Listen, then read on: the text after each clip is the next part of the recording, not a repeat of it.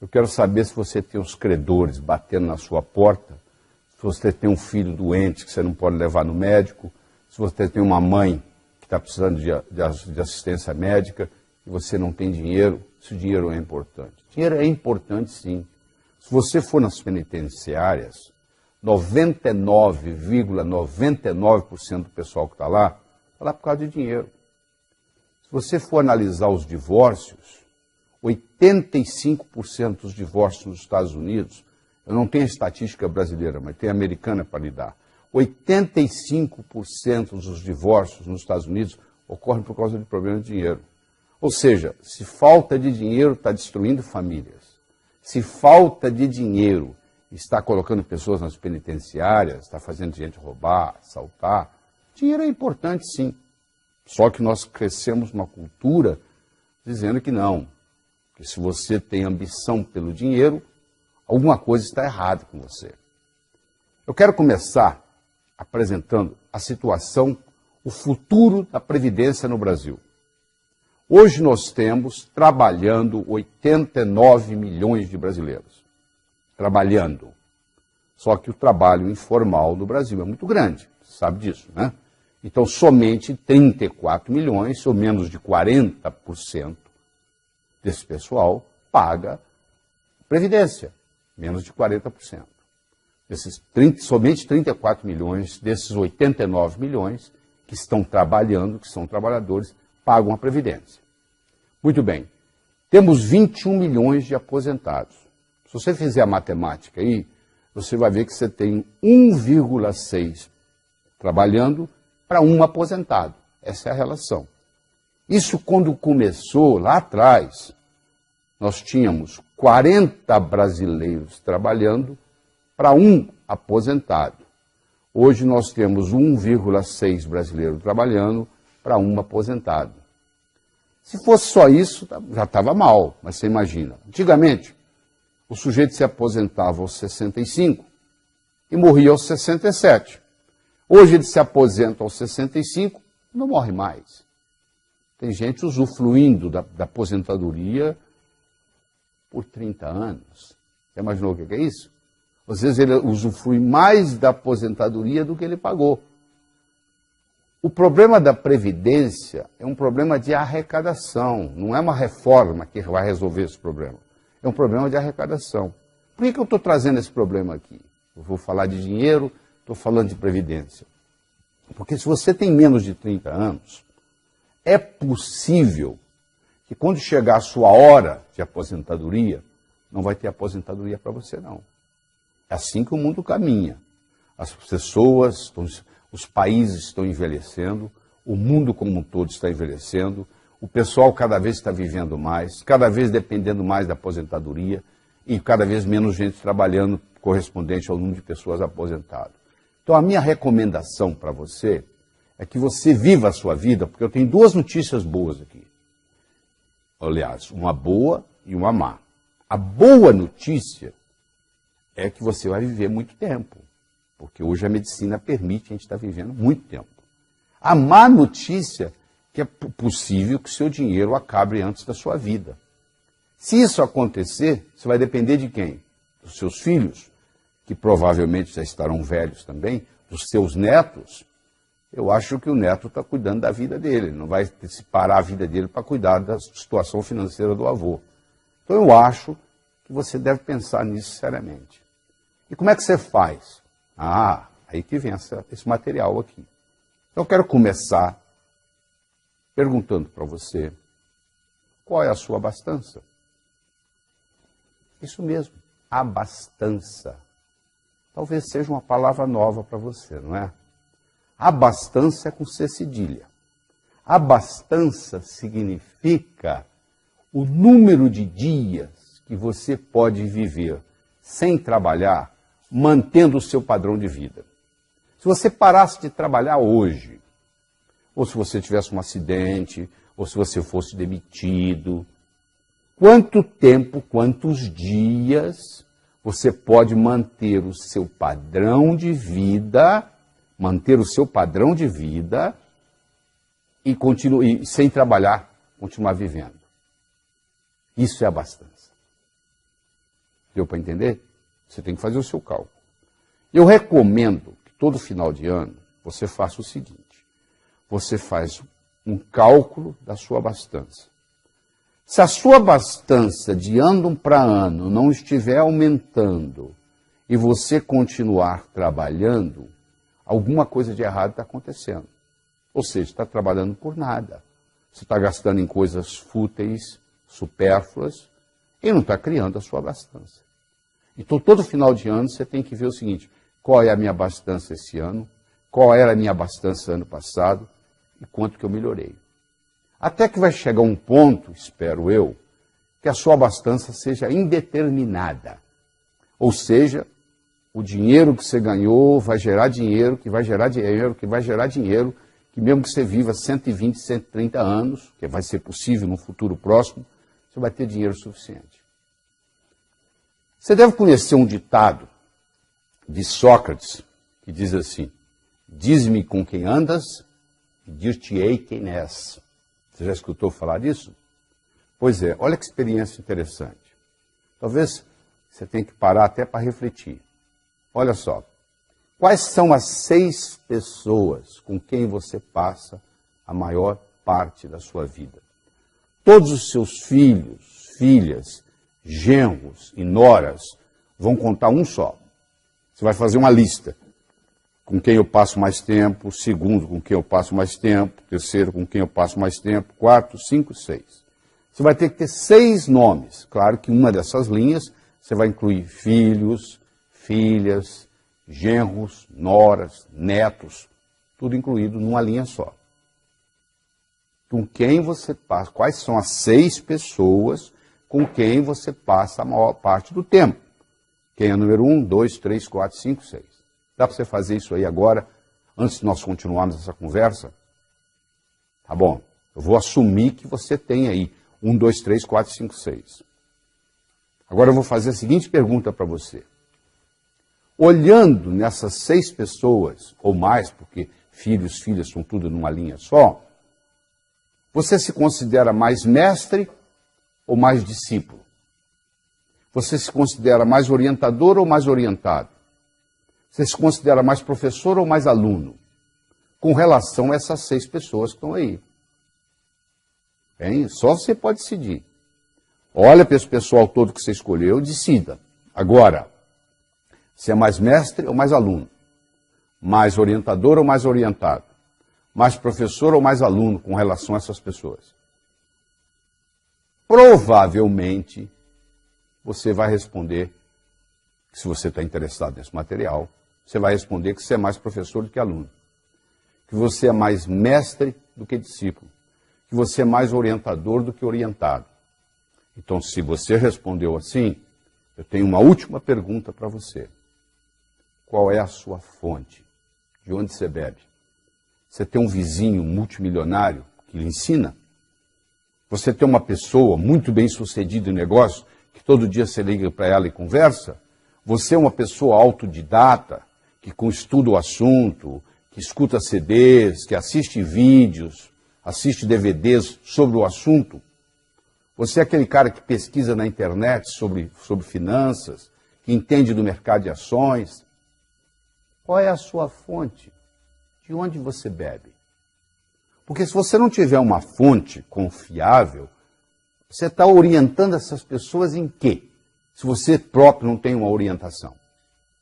Hoje, fala-se de sexo na mesa de jantar. O pai e a mãe ensinam para os filhos como é que usa camisinha, etc. Mas ninguém fala de dinheiro, você já percebeu isso? A família tem a expectativa de que o colégio vai ensinar, que a escola vai ensinar. Pois a expectativa da escola é exatamente o contrário. A escola acha que os pais têm que ensinar isso, não é obrigação da escola. Ora, se a criança não aprende em casa, se a criança não aprende na escola, ela vai aprender onde? Aprender a quê? Aprender a ganhar dinheiro. Aprender a quê? Aprender a aumentar a inteligência financeira, principalmente a prosperidade. Porque é mais do que simplesmente ganhar dinheiro. Prosperidade inclui dinheiro, inclui saúde, inclui amizades. O que adianta você ter dinheiro e não ter saúde? Está em fase terminal de câncer. Eu tenho certeza que com a pessoa em fase terminal de câncer, daria toda a fortuna que tem para se curar, não é verdade? Então tem que ter saúde. O que adianta você ter dinheiro, ter saúde e não ter com quem compartilhar? Não faz diferença nenhuma, não é verdade? Então é um tripé. É dinheiro, é saúde e é felicidade. Porque o dinheiro vai lhe dar o quê? O dinheiro vai lhe dar independência financeira. O que é independência financeira? É você não fazer nada que você não goste por causa do dinheiro. E nunca deixar de fazer algo que você goste por falta de dinheiro. Se você está fazendo algo que você não gosta por causa de dinheiro, ou deixando de fazer algo que você gosta por falta de dinheiro, você ainda não adquiriu o nível de independência financeira. Que, aliás, só 4% da população no mundo adquire. É uma minoria que tem esse privilégio. Então, para você ir a qualquer lugar, você tem que saber de onde você está saindo.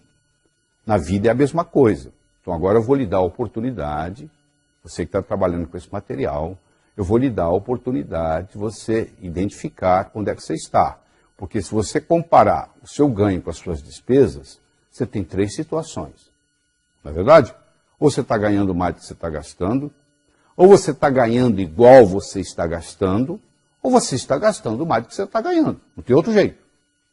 Ou você ganha mais do que gasta, ou você gasta mais do que ganha, ou você está ganhando e gastando mais ou menos igual. Então, levando em consideração tudo isso, você vai poder, nesse momento, determinar o seu nível financeiro. Eu tenho 4 níveis aqui para você estudar qual que é o seu. Vou falar o primeiro. Sobrevivência. A própria palavra já diz, sobreviver. Significa o seguinte, eu estou trabalhando hoje para pagar o que eu gastei ontem. Eu estou sobrevivendo. Isso é sobrevivência. Número 1. Número 2. Estou trocando 6 por meia dúzia. Sabe o que significa trocar 6 por meia dúzia? Eu estou pedalando. Se eu parar de pedalar, eu desequilibro da bicicleta. A bicicleta só se mantém em equilíbrio se você estiver pedalando. Para de pedalar para você ver. Você cai ou para a direita ou para a esquerda. Então o sujeito está pedalando, ou seja, ele está ganhando, gastando, ganhando, gastando, ganhando, gastando. Esse é o nível 2. O nível 3 é quando você está guardando dinheiro debaixo do colchão. Não é literalmente colocando dinheiro debaixo do colchão. Não é isso que eu estou falando, não. Eu estou usando essa expressão para indicar o seguinte, está sobrando dinheiro, só que você não sabe o que fazer, você não sabe como investir. Só para você ter uma ideia, se amanhã você colocar R$100 na poupança do seu banco e só retirar daqui 10 anos, deixar lá durante 10 anos, o dia que você for lá buscar, se você pegar aquele dinheiro todo, você vai poder comprar uma roda com pneu. Por outro lado, se você amanhã pegar R$100 emprestados, amanhã você pegar R$100 emprestados do seu banco e não pagar juros por 10 anos, daqui 10 anos você vai dever para o banco um carro zero, o valor de um carro zero popular. Se você deixar o dinheiro lá, você vai poder no final comprar um pneu com a roda. Se você sacar o dinheiro e não pagar os juros, você vai dever um carro zero popular brasileiro, que não é barato. Então isso lhe dá uma ideia da perspectiva do processo. Quer dizer, dinheiro na poupança é quase igual você colocar o dinheiro debaixo do colchão. Então esse é o item 3. E o item 4, quer dizer, o primeiro é sobrevivência, o segundo é trocar 6 por meia dúzia, o terceiro é guardando debaixo do colchão, e o quarto é justamente aquilo que nós já conversamos, que é a independência financeira. É quando você atinge um patamar na vida onde você tem uma abastança indeterminada. Ou seja, você pode viver o tempo que você quiser, essa abastança ela vai fazer com que o dinheiro gera dinheiro, que gera dinheiro, que gera dinheiro. Se você viver 120 anos, você vai ter dinheiro. Se você viver 140, você vai ter dinheiro. É isso que todo mundo almeja. Atingir um ponto na vida onde a sua abastança se torne indeterminada, indefinida. Ou seja, enquanto você viver, você tem. E você diz assim, eu sei que você deve estar curioso, né? Como é que eu faço isso? Como é que eu faço isso na minha vida? Como é que eu faço isso acontecer na minha vida? Pois bem, por isso que nós estamos aqui. Eu quero começar lhe ensinando sobre a roda da abundância. A roda da abundância é um conceito espetacular. A quantidade de dinheiro que você vai gerar na sua vida é diretamente proporcional à velocidade com que a roda da abundância vai girar na sua vida. A roda da abundância tem dois lados, o doar e o receber. O doar pode ser duas coisas diferentes. Você pode doar para quem precisa, chama-se caridade, ou você pode doar para quem não precisa, chama-se generosidade. Então, doar é a metade da roda. Uma roda não roda só com a metade. O cara que não quer doar nada, a roda da abundância não roda na vida dele. Ele pode até ter uma conta bancária avantajada, mas ele pensa como pobre, vive como pobre, se sente pobre, porque ele não faz parte da abundância do mundo. Então, doar é um grande segredo. Pergunta para os Rockefellers, o próprio Bill Gates acabou de se aposentar e agora vai se dedicar tempo integral ao altruísmo, tempo integral à fundação, ou seja, para ajudar os necessitados. Porque ele sabe, ele descobriu esse segredo que os Rockefellers descobriram, que todo mundo sabe, que é dando que se recebe. Então deixa eu falar um pouco na diferença entre caridade e generosidade. Se eu dou um dinheiro para alguém e essa pessoa está precisada, eu acabei de fazer um ato de caridade. Se eu dou um dinheiro para alguém, não necessita ser dinheiro, se você compra uma gravata e leva de presente para o seu amigo que está fazendo aniversário, você não fez uma caridade. O seu amigo poderia ir no shopping e comprar aquela mesma gravata. Ele não está precisado para comprar a gravata. Você não precisava ter levado a gravata para ele. Você não foi caridoso. Você foi generoso. Se você pratica só caridade, você está enviando para o seu subconsciente a seguinte mensagem: no mundo só ganha quem precisa. Eu vou ficar precisado para ganhar. Faz sentido o que eu estou falando? Se você pratica também generosidade, você está enviando a seguinte mensagem para o mundo: mesmo quem não ganha, que mesmo quem não precisa, ganha. Eu não necessito ficar precisado para ganhar. Então essa roda da abundância, ela tem dois lados. O doar, que nós acabamos de falar, e o receber. Tem gente que não aceita nada dos outros, já percebeu? Tem gente que faz favor para os outros, mas não aceita favor de ninguém. Isso tem um nome. Como é que chama? São pessoas soberbas. O que é a soberba? Você acha que não precisa de ninguém.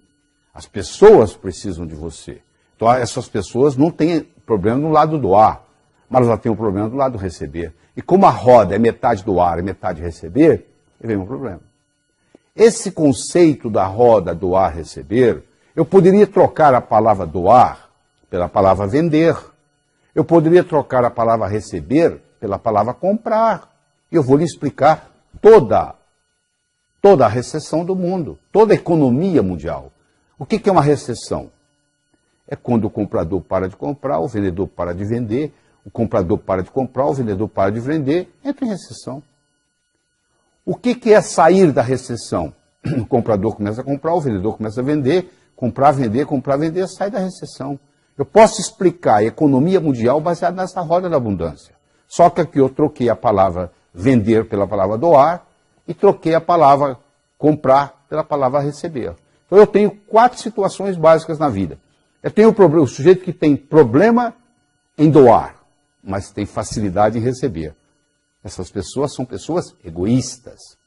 Elas têm habilidade de receber, mas não querem doar. Venha a nós o vosso reino nada.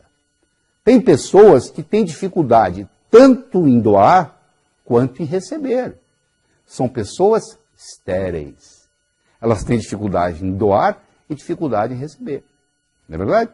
Tem pessoas que têm facilidade em doar, porém dificuldade em receber, que nós já falamos que são as pessoas soberbas. E finalmente nós temos uma pequena população do mundo que tem tanta habilidade de doar quanto receber. São pessoas prósperas. São pessoas que conhecem o caminho das pedras. Uma pessoa próspera, se você tirar a riqueza dela, ela manifesta de novo. porque ela conhece o caminho. Já uma pessoa só rica, que herdou, por exemplo, uma herança e tem uma conta avantajada no banco, se você for lá tirar o dinheiro dela e ela for só rica e não for próspera, ela não consegue manifestar de volta esse dinheiro. Porque o que aconteceu com ela foi o seguinte, ela tem riqueza, mas ela não tem prosperidade. Prosperidade é algo mais complexo do que riqueza, tá bom? Nessa roda da abundância, existem alguns verbos interessantes que a gente podia conversar com você em detalhe. Um verbo importantíssimo é o verbo declarar. Você sabia que declaração cria realidade? Dois noivos, um casal de noivos vai perante um juiz, e o juiz declara os noivos marido e mulher. Imagine se ela falasse assim, seu juiz, eu mudei de ideia, eu não quero me casar mais. Ele vai dizer, agora você tem que se divorciar, porque eu já declarei vocês marido e mulher. Olha que interessante, uma declaração cria uma realidade, jurídica no caso. Eu declaro ser próspero, eu passo a fazer o que gente próspera faz, eu passo a ter prosperidade. Então eu tenho que ser, fazer, ter. Ah, se eu tivesse dinheiro, quanta gente fala assim, mas isso não funciona. Existe um livro nos Estados Unidos, que não foi traduzido para o português, onde eles estudaram os 20 maiores ganhadores da maior loteria dos Estados Unidos, que é a loteria da Califórnia.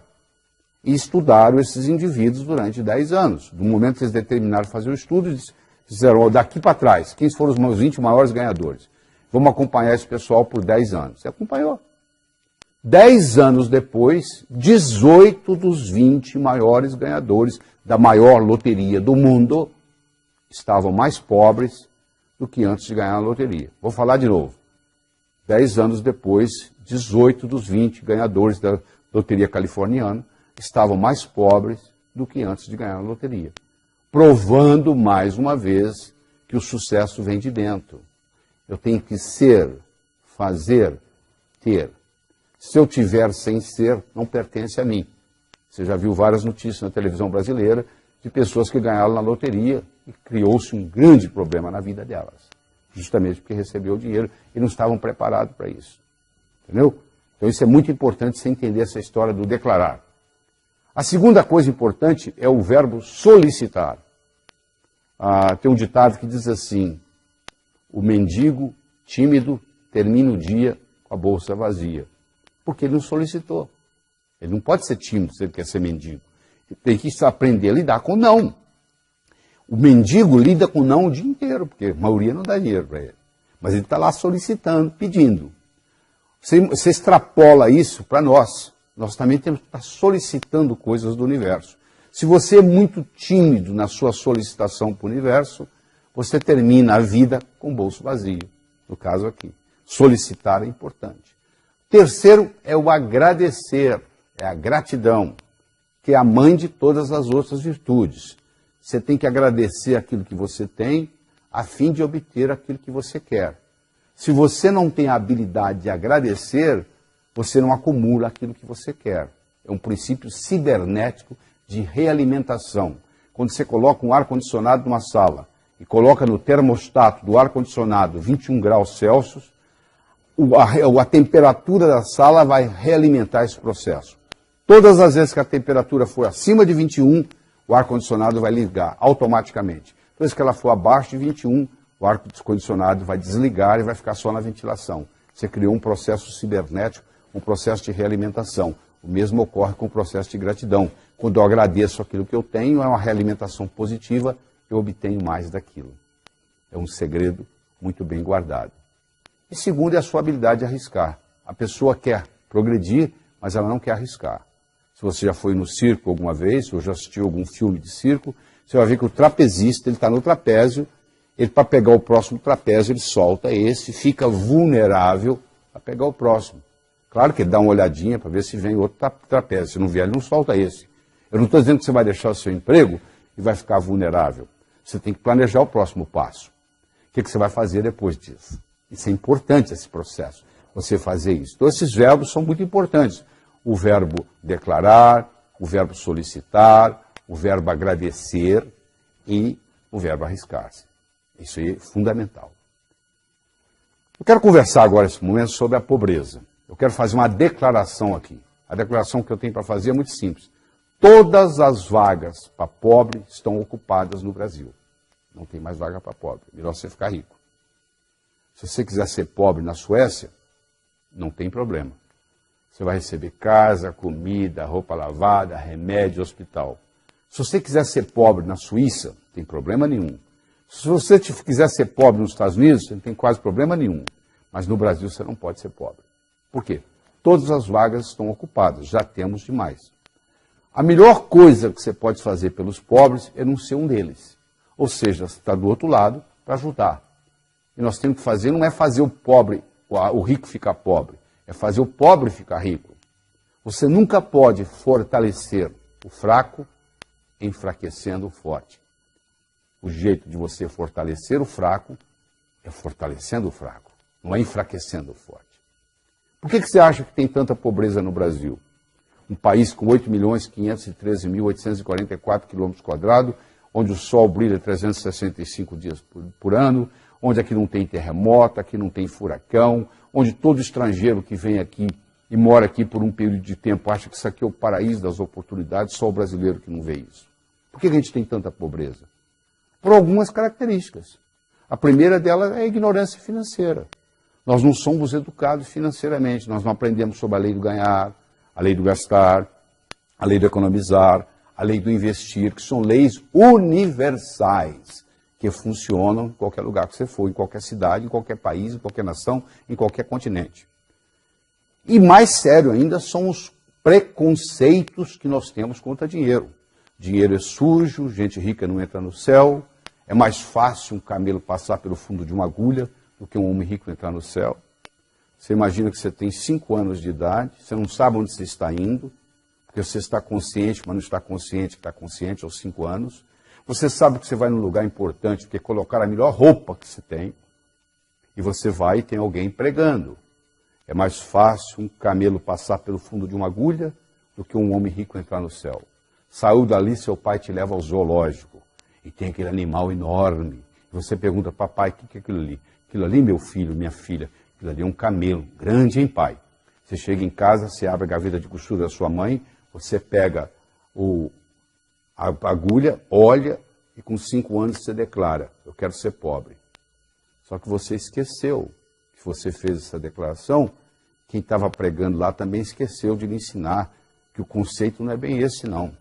Lá em Jerusalém, tem os resquícios das muralhas, e os resquícios dos portões, que se fechavam às 18 horas, às 6 horas da tarde, e qualquer caravana de camelo que chegasse depois das 6 horas da tarde, era proibida de entrar, a não ser que o camelo entrasse pelo fundo da agulha, que era uma portinhola feita dentro do portão, no próprio portão, só que um camelo, para passar pelo fundo de agulha, meu amigo, 2 coisas tem que ocorrer. Primeiro, tem que fazer isso descarregado. Ele não pode passar com o carregamento que ele chegou.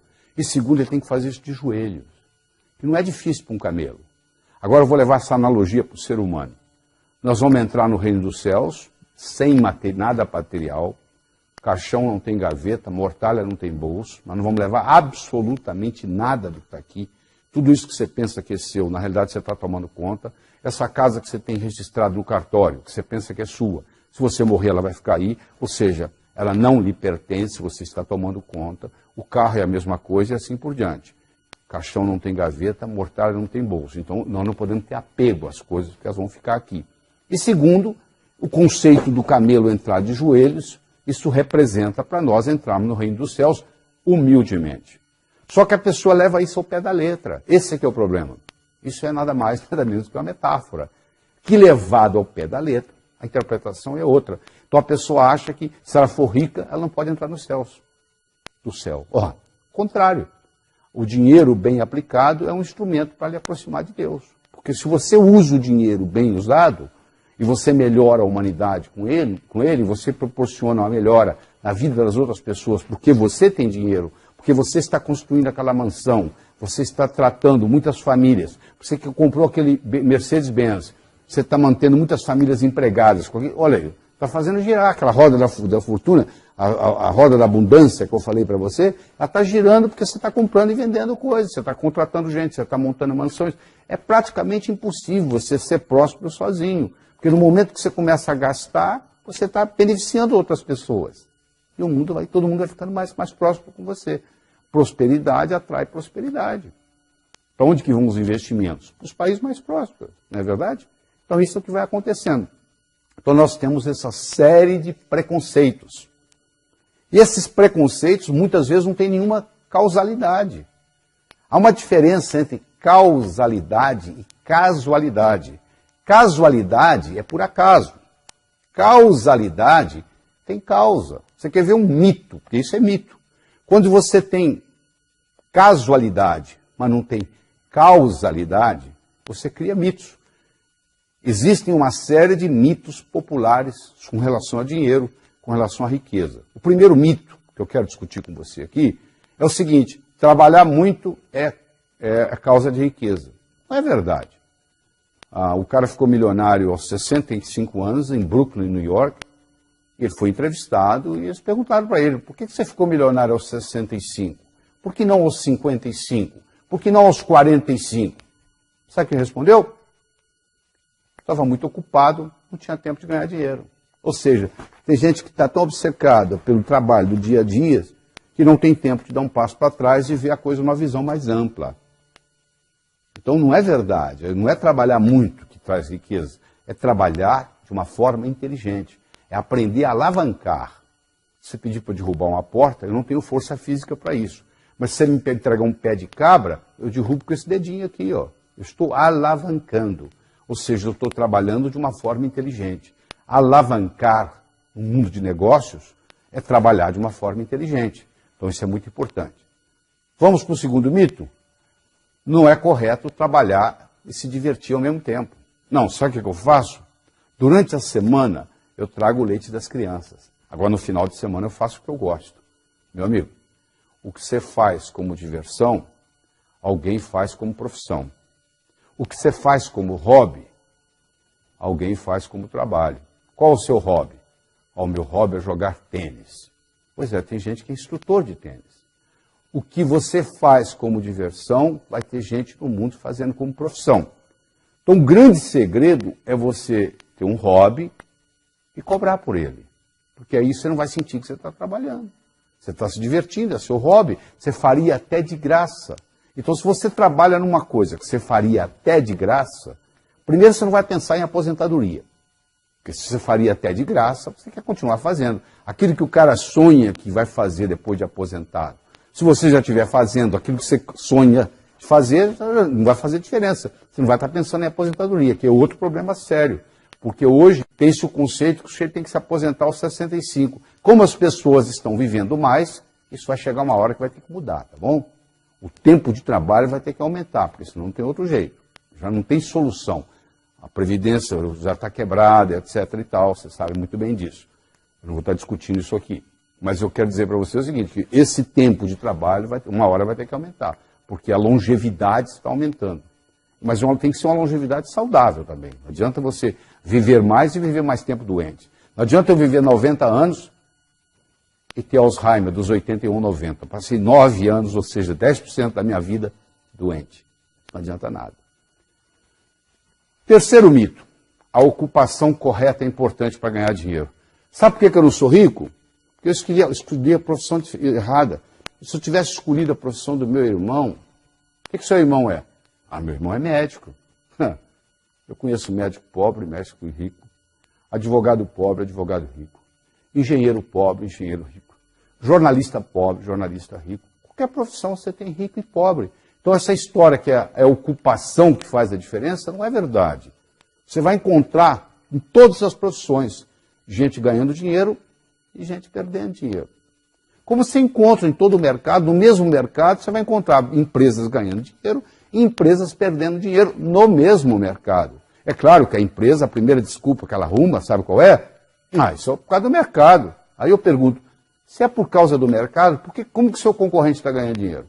Se fosse o mercado, o seu concorrente também deveria estar perdendo dinheiro. E tem concorrente seu ganhando dinheiro. Então é fácil de jogar a culpa para fora. Mas não é isso, não é bem isso. Ah, não é por causa da minha ocupação. Não tem nada a ver com a sua ocupação. Ah, sabe por que eu não ganho dinheiro? Isso é outro mito. Porque eu não tive a oportunidade de ir para a faculdade. Porque eu não tive uma boa formação. Isso também não é desculpa. Se você pegar o Thomas Edison, que foi cofundador com o Morgan, da maior empresa do mundo por muitos anos, que foi a General Electric, ele teve 3 meses de escola. Você pegar o Henry Ford, que revolucionou o mundo automobilístico, com o trabalho dele, que foi na época dele um dos homens mais ricos do mundo, tinha 2º ano de ginásio. Se você pegar uma figura atual, que é o Bill Gates, que tem 3 recordes mundiais, ele também não terminou a faculdade. Ele saiu de Harvard para montar a Microsoft. Eu não estou aqui estimulando ninguém a não estudar. Eu estou dizendo que só estudar não é suficiente. Porque os pais têm aquela ilusão de que se seu filho estudar numa escola boa e tirar boas notas, que o futuro está garantido. Não é verdade. Isso é um requisito, é importante, mas é necessário, mas não é suficiente. Necessário, porém não suficiente. Você não faz um bolo só de farinha, nem só de manteiga, nem só de ovos. São ingredientes necessários, mas cada um deles por si não é suficiente. Então é claro que um bom estudo, uma boa educação ajuda.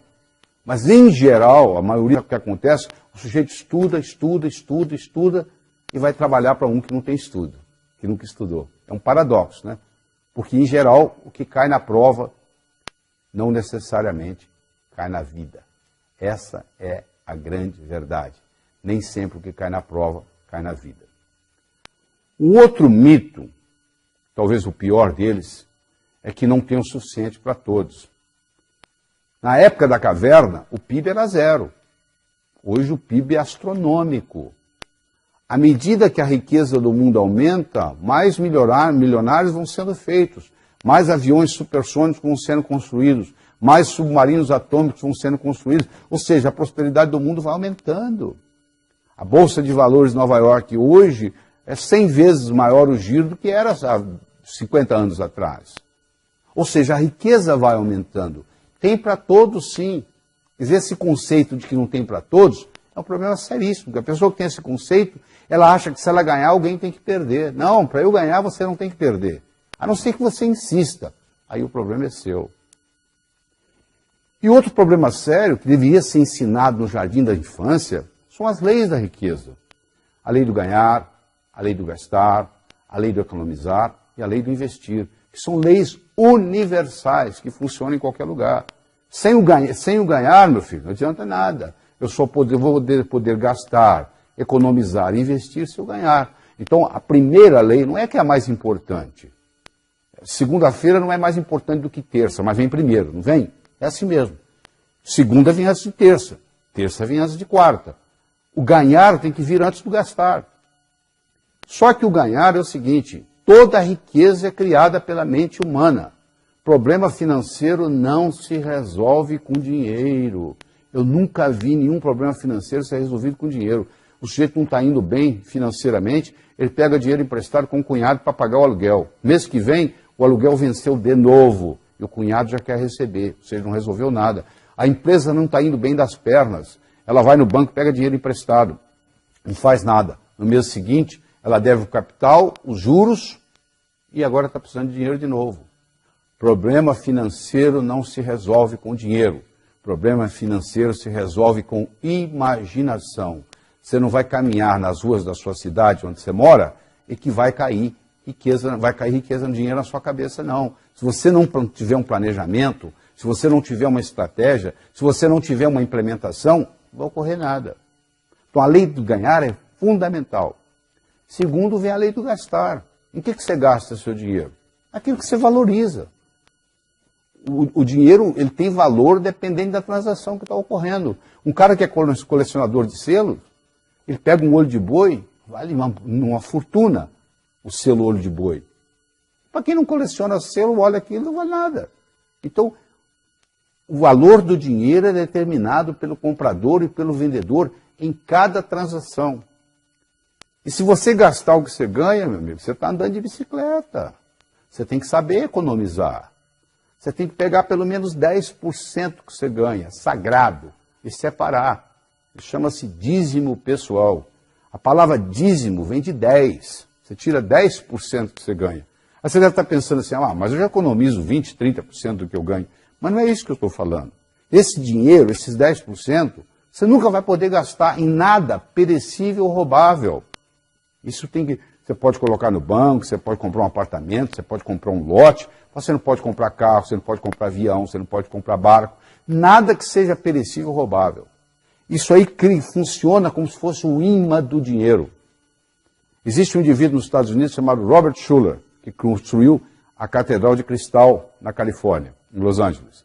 Ele tem um programa na televisão americana há mais de 30 anos, todo domingo de manhã ele fala assim, se você me mandar 10% do que você ganha, você ficará rico. Tem gente mandando dinheiro há 30 anos para o Robert Schuller. Por quê? Porque funciona. Se você mandar 10% do que você ganha para o Robert Schuller, você também vai ganhar mais. Você não precisa mandar para o Robert Schuller em Los Angeles. Você pode mandar para o Laí Ribeiro em São Paulo. Você não precisa mandar para o Laí Ribeiro em São Paulo. Manda para você. Pega a sua conta final do mês, separa 10% e fala, isso é sagrado. Você deve estar pensando assim, mas peraí, se eu for pegar, eu já ganho tão pouco, como é que eu vou tirar 10%? Se você ganha pouco, 10% é quase nada. Não é verdade? Ou seja, não vai fazer muita diferença. Tem gente que vive com muito menos do que você vive. Se você tirar os 10%, o que vai sobrar, tem gente que vive com muito menos. Você tem que se ajustar a isso. Mas no momento que você faz isso, é um passo de mágica. Porque você está dando para o seu subconsciente a seguinte mensagem. Eu vivo no mundo abundante, ganho mais do que preciso, está sobrando. E esse dinheiro acumulado, ele vai criar o que se chama o imã do dinheiro. Semelhante atrai semelhante, ódio atrai ódio, amor atrai amor, a água atrai água vai para o rio vai para o mar, não é verdade? Para onde vai água? Para onde tem água. Para onde vai dinheiro? Você acha que o dinheiro vai para o pobre? Não, o dinheiro vai para quem tem dinheiro. Se você for lá no banco e falar assim, pelo amor de Deus, me empresta que eu estou apertado. O banco fala para você, não. Agora você chega lá no banco e fala, eu tenho isso. O banco fala, você não quer levar um dinheiro emprestado? Olha que paradoxo. Quem está apertado mesmo, o banco não empresta. Agora, quem tem sobrando, tem crédito. Crédito é paradoxal. É quem não precisa que tem. Você não precisar, você tem. Mas na hora que você precisa, aí não tem. Olha que interessante. É o paradoxo. A vida está cheia de paradoxos. Principalmente a vida financeira. Certo? Então é importante você entender isso. Mas uma coisa importante, se você não aprendeu nada até agora dessa nossa conversa, se você aprender sobre a importância do dízimo pessoal, já fez uma diferença muito grande. Se você aprendeu a importância do doar, já fez uma diferença muito grande. Porque você aprender a doar, você pode doar tempo, você pode doar dinheiro. Não é só, é o sistema de doar como um todo, é você se doar. É dando que se recebe, está lá na Bíblia. E se você aprender nessa lei do ganhar, do gastar, do economizar, que é o dízimo pessoal, o processo de investimento, o brasileiro tem uma dificuldade muito grande de investir, porque ele não é treinado, ele não aprende na escola, ele não sabe o que fazer com o dinheiro. Ele não sabe nem manusear o seu próprio pensamento, ele não sabe o poder que o pensamento tem de expandir, de criar, de eternizar-se. E o modo de você mudar, às vezes, algum conceito que você tem negativo com relação a dinheiro, é fazer uma afirmação exatamente ao contrário. O dinheiro é meu amigo. Vamos supor, você fala para você, o dinheiro é meu amigo. Se você acha que o dinheiro é seu inimigo, que você não se dá bem com o dinheiro, você começa a falar, o dinheiro é meu amigo, o dinheiro é meu amigo, o dinheiro é meu amigo, de repente você começa a acreditar. Eu ganho mais do que eu gasto, eu ganho mais do que eu gasto, eu ganho mais do que eu gasto, eu ganho mais do que eu gasto. E aí você começa, o seu inconsciente começa a ficar dizendo, eu ganho mais do que eu gasto, eu ganho mais do que eu gasto. Eu começo a acreditar. Você sabe que tem pessoas que têm dívida como condição de vida, né? A pessoa ganha X, está devendo, você dobra o salário dela, ela está devendo mais ainda. Você triplica o salário, ela deve mais ainda. Quanto mais ela ganha, mais ela gasta. Você deve conhecer alguém assim, ou talvez ter alguém assim na família. Essa pessoa que tem dívida como condição de vida, ela está faltando perdoar alguém, sabia? Principalmente pai e mãe.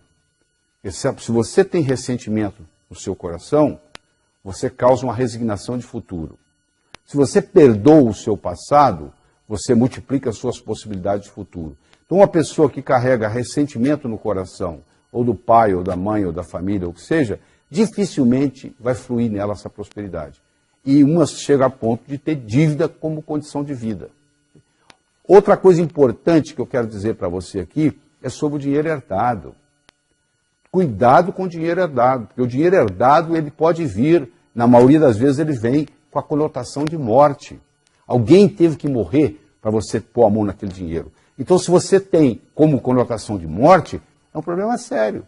Porque se vem com alguém que morrer, aquilo não é bem-vindo, aquilo não funciona bem. Então, você conhece gente que vem de família muito rica, que tem muito dinheiro no banco, mas que se você for analisar, a pessoa vive como pobre, se comporta como pobre, pensa como pobre, tem toda uma atitude de pobre, só tem o dinheiro no banco. Ora, se ele tem o dinheiro no banco, mas ele tem toda uma atitude como pobre, na realidade ele está vivendo uma vida de pobre. Viver a vida próspera é diferente. Falta de dinheiro pode ser uma questão temporária. Pobreza é um estado de espírito. Quer dizer, a pessoa, para ter vida próspera, é uma questão de atitude. Às vezes ela não tem dinheiro, mas ela sabe que é uma questão de tempo. Falta de dinheiro pode ser uma questão temporária. Pobreza é um estado de espírito. Essa é a verdade sobre tudo isso aí. Então o que eu quero deixar bem claro é que isso aí é uma ciência. Do mesmo modo que você aprende física, que você aprende química, que você aprende biologia, você pode também desenvolver a sua inteligência financeira. Se você deixar do jeito que está, a tendência é piorar. Se você deixar seu carro parado um ano, depois de um ano você não consegue dirigi-lo, não é verdade?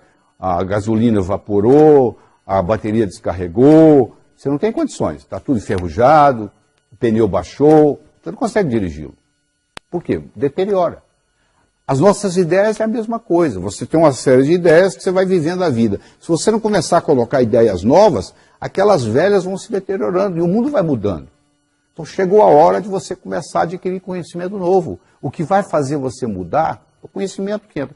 Do mesmo modo que você toma o café da manhã, almoça e janta, os nutrientes da mente são as ideias.